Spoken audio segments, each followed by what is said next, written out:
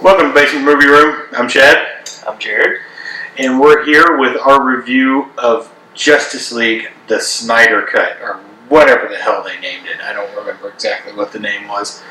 But it's hard to explain this movie because, we've had two Justice Leagues at this point. I didn't actually think the first one was all that bad, but it wasn't great. It was mediocre at best, which I thought all the Snyder DC movies were basically mediocre at best. Just the two of them. But so we're back to Justice League. Snyder's back to present his vision of Justice League. And, ultimately, I think it works. Yeah. I think it's better than the original, part Snyder, part Whedon thing. I think it's a better story. I think it makes a lot more sense, ultimately, I guess, than Whedon's version. Well, you could say they weeded out the storyline. We done out. Yeah. So I mean, it's hard to explain the plot, but the plot is it's somewhat similar to the Whedon Justice League. I mean, you have, Superman is dead, obviously from Batman versus Superman. So Batman is working to put together the Justice League.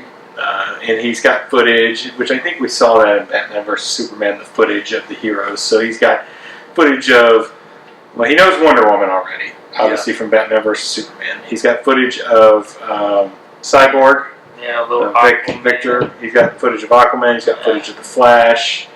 I think that's it, right? Yeah. So he's got footage of all them, and it opens up with him trying to recruit Aquaman, right? With the horse, I think. Yeah. Yeah.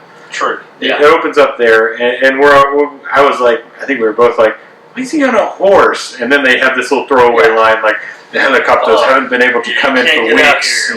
Yeah. So there it is. Okay. So yeah, there it is. So they at least answered that question: why Batman was riding a horse. So at that point, we were kind of like, oh, okay. Aha.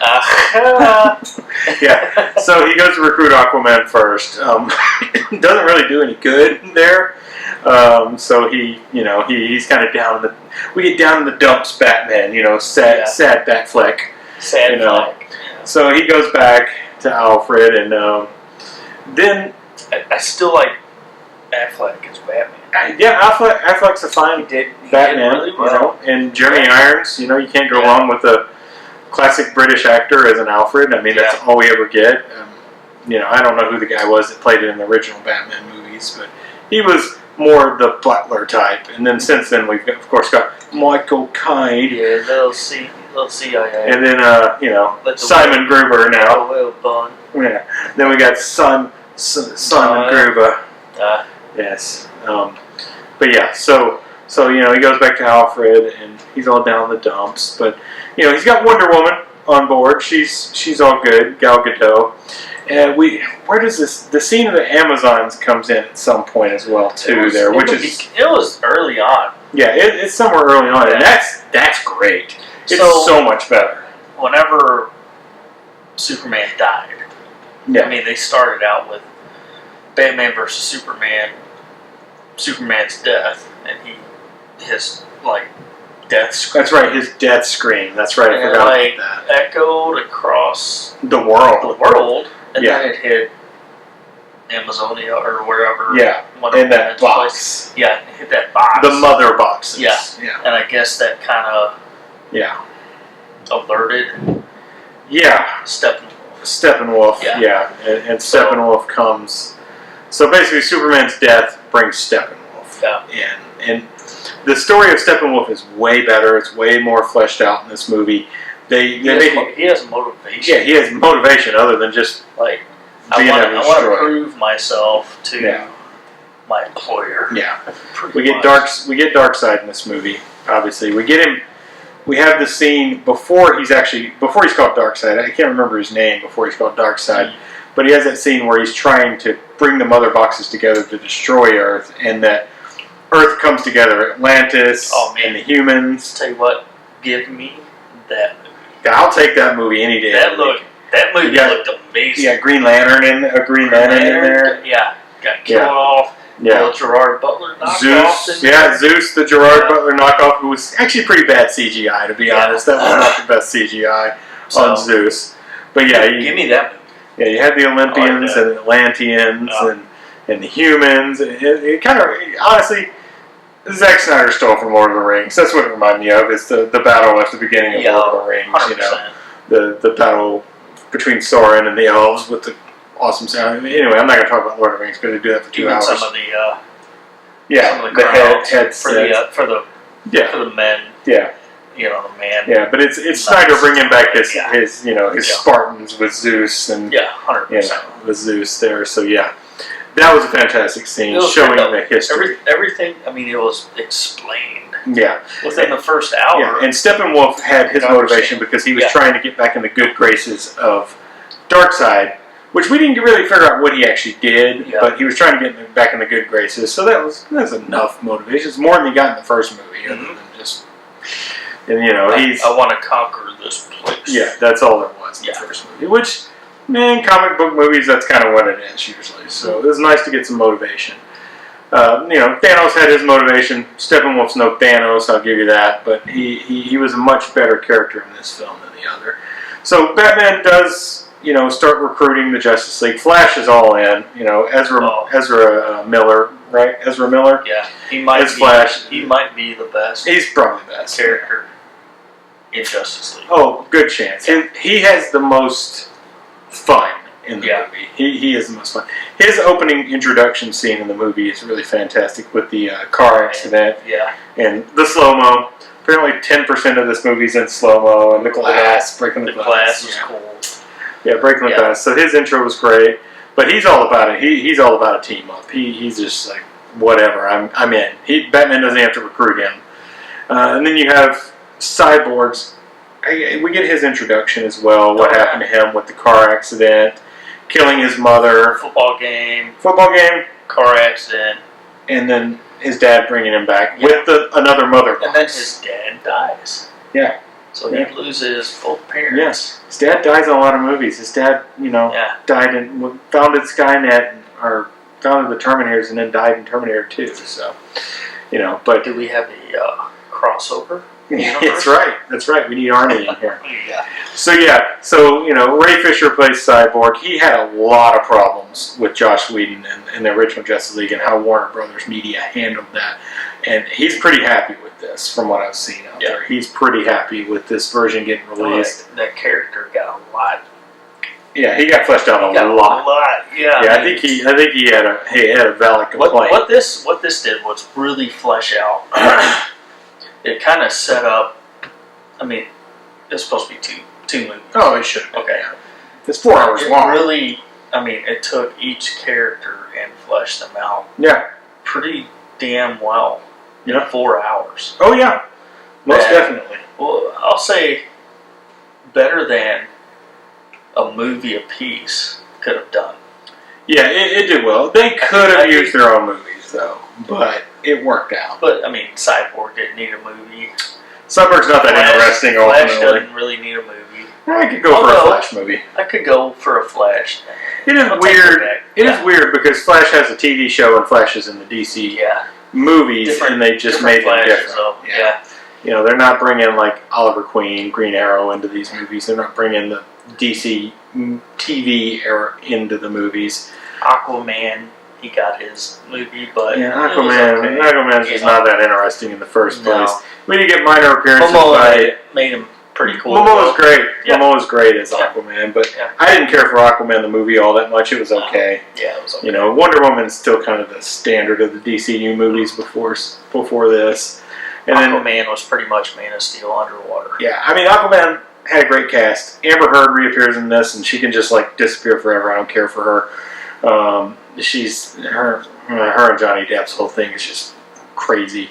But yeah, so Aquaman had okay. We did get Willem Dafoe in this for a very short time, which is great. Willem Dafoe's always great, and it's great that he's playing somebody important in the superhero universes. So always appreciated. Again, yeah. He was the Green Goblin. But I'm something of a scientist myself. I was a little surprised by some of cuts that were Snyder's versus Whedon.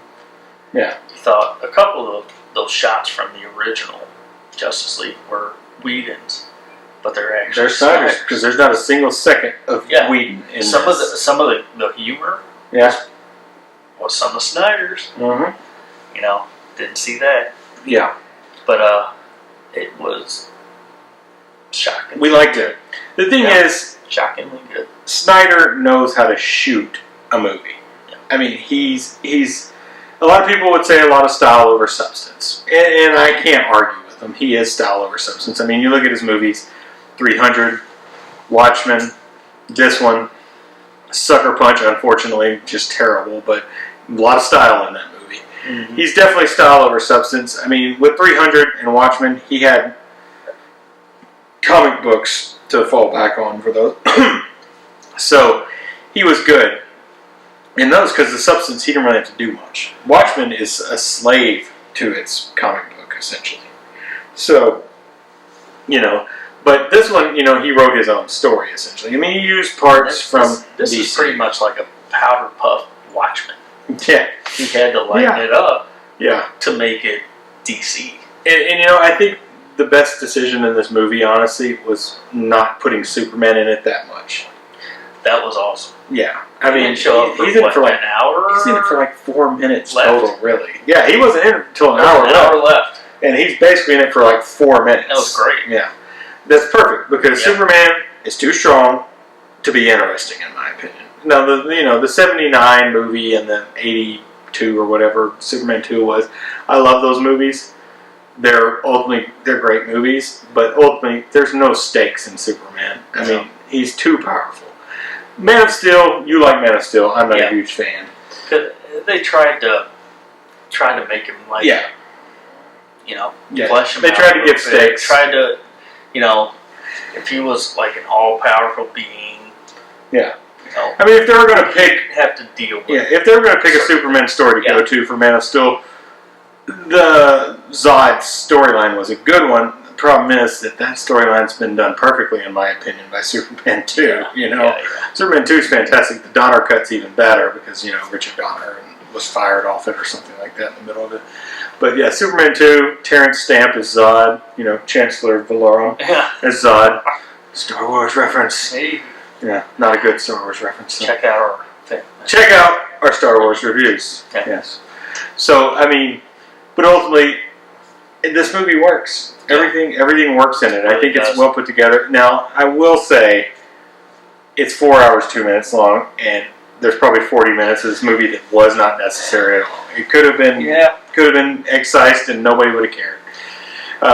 But you wouldn't have gotten. If you didn't get that extra, you wouldn't have gotten the Joker in this, which, that was fan service, you don't need him. But you wouldn't have got John Johns. You wouldn't have got Martian Manhunter in this. And I think that was cool, at least to see John Johns. Yeah, the first time I watched it, it went too long from that point. It was just like, oh, God, okay. These should be like after credit scenes, like Marvel. But, watched it again, and it kept playing out, and I was still interested. Yeah. The Joker scene I actually like a little bit more because he brings up, Batman versus Superman had the Joker or the Robin suit. Yeah. That was not explained. Right. Yeah. That was brought up in that. Mm-hmm. And then other little morsels were dropped in about Batman, which they're probably never going to explore. Yeah. Because Affleck's out, unless whatever they do. He's probably out. There's rumors of him coming back in Flash. The only thing that I didn't like was the Lex Luthor Deadshot scene. That was out of place. I mean, here's the Joker problem. scene I was fine with, but like the not Deadshot, but Deathstroke. That scene was definitely out of place. Yeah, and here's the problem. Jesse Eisenberg is in a no-win situation playing Luthor because he's not the first man to play Luthor on screen. Mm-hmm. And the first man to play Luthor on screen is a legend, Gene Hackman.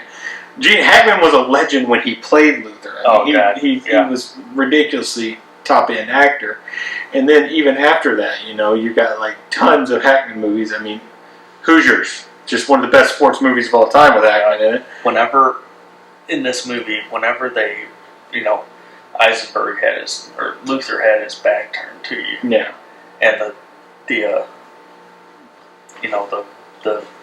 jail guy was going up to him, "Hey, Luther, what are you doing? What are you doing?"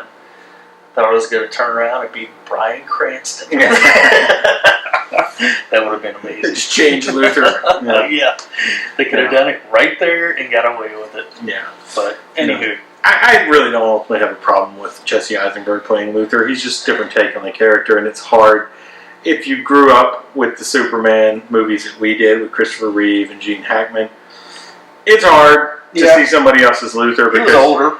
He was an older Luther. Yeah. Eisenberg was a young Luther. Yeah, absolutely. So Hackman was older, and then he had Ned Beatty, as his sidekick, which is great. And then later on, John Cryer as his sidekick. So made him squeak like. We don't want. Oh wait, wrong movie. No, we don't want to talk about the John Cryer Superman, though, right? Yeah. So, but yeah, I mean, I think Justice League does a lot right. It's not perfect by no means. Is any Zack Snyder movie perfect at all? He's a flashy visual filmmaker, and that works for comic book movies, but the DC comics in general are more cheery than this, He does put that dark spin, and that it's like the Batman Begins Dark Knight thing. Yeah, yes and no. I agree to disagree on some of the cheery. Yeah. I think, I think he did a commendable job coming back in and doing this, and getting his in the original, his daughter, committed suicide during the making of that. And my heart goes out to him on that. That's terrible, Yeah, it was tribute to Autumn. Yeah, tribute to Autumn at the end, which was great because you can't imagine that as a parent that happening, and who could blame him for leaving the movie? Who cares about the movie at that point? It doesn't matter. But coming back now and redoing it, he really put his heart into it. You can feel like this is what he wanted to do. And I'm glad he got to do it. I really am. Because, I like his movies for the most part. Not Sucker Punch, but I like his movies otherwise. Yeah, other than Sucker Punch, I think. Yeah, and Sucker Punch has its moments, I will say. Visually, it's beautiful. That whole monster samurai fight is amazing. But the rest of the movie is just terrible. It's just ridiculous is what it is. And it's kind of his one movie he did without other source material, so it's not great for him to have that as his example. But I enjoyed Justice League quite a bit. I don't know if I'll watch it again. It's 4 hours. You watched it twice. Yeah, I was in the background. In the background, background noise, and I liked it. Yeah, and Zack Snyder also, if on HBO Max, if you look, I don't know if it's still there, but Zack Snyder has this whole thing where, his picks of movies that are on HBO Max. I did see that. I scrolled through those the other day. Yeah. Good picks. Some weird ones. Sucker Punch ain't on there though. No, you don't want to pick that one. He wouldn't even pick that one. Oscar Isaac pretends like he was never in that one. Kind of like Taika Waititi and Ryan Reynolds don't even know there was a Green Lantern movie ever made. Yeah. Yeah, that was disappointing. We didn't get Ryan Reynolds back as Green Lantern. That would have been nice to see. It was nice to see a Green Lantern. We did see two, actually, because you see a dead Green Lantern in one of the flashbacks, and that's the training, the big bulky trainer Green Lantern from Green. I can't remember his name right now. I can't remember his name, but he was played by Michael Clark Duncan. Michael Clark, in Green Lantern. God rest his soul. Yep. He is passed on. We know that one for a fact. He is passed on. Oh, God. Yeah. So, I think, I'd like to see Snyder. I like what he did with this, extended cut on a streaming service. Yeah. As opposed to, Ridley Scott started that Blade Runner, but... Yeah, Ridley Scott was doing that in 2007. That's before we had all the Netflix streaming and things like that. So, I think we're going to see more of this. I think we're going to see not studios, but streaming services take chances to give $20 million to somebody to give them their vision. There's a lot of bad movies out there that were made that way by studios. So I think we might see more of that. Yeah. All right. A lot of bad movies that need to be fleshed out a little bit more that might be decent. Yeah, or maybe just less bad. Or less bad. All right, let's talk about the score. I know I pointed out while we were watching that I really loved the Wonder Woman theme, Yeah. and that was that's in there a little bit. Yeah, Hans Zimmer's always great. Yeah. With his scores. He actually did a really great job, I think, with Man of Steel, with his kind of score, and you could tell the points in that movie when Superman was going to come up. Yeah. From the Man of yeah. Steel score. Wonder Woman, of course, is probably the most recognizable. Oh, definitely, I recognize it immediately. You could tell when she was going to come in until the last hour of the movie. Well, the bank scene, the great bank scene, they used the Wonder Woman score perfectly. Great. I love that scene. It seems like Hans Zimmer was used to a certain point and then cut off. Mm-hmm. Because the last hour, it was kind of dubbed in music. Yeah. They made it work. Yeah. So, and I don't even think they used the Wonder Woman scene at the end. Whenever I don't she was remember. involved. Yeah, I don't remember. Yeah, I don't think she was. But yeah, it was definitely Score's decent. Score was It was a mosh pit of stuff that was used before. Yeah. So. All right. Well, now we go. Out of 5, I would give it a 3. Yeah, the score is about score. Yeah. Well, now let's go from musical score to our scores. I'll let you go first. Yes. So, I would give the original Justice League about a 3.2. Mm-hmm. This one, I go 3.5. All right. Yeah. I'm similar. I think I gave the original Justice League anywhere from 3 to 3.5. I don't remember. And after watching this one, I think I would rate it lower, to be honest, because this is a lot better.